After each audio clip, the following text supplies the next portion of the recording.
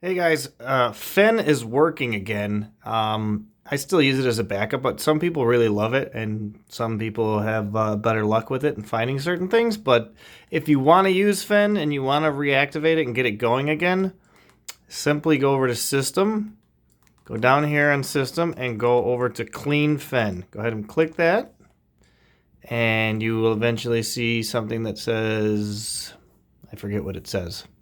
We'll find out. All right, it will say, are you sure? You say, yeah, you click yes. It's going to go ahead and clean Fen, and it will begin to work for you again. Now, you will have to redo Real dBrid one time for Fen, and I will show you how to do that right now. All right, after it's done cleaning, go ahead and go over to movies or TV shows and go click Fen. And we're going to go down. You're going to get a new screen that pops up with all the changes. Okay, you can hit OK or back out of that.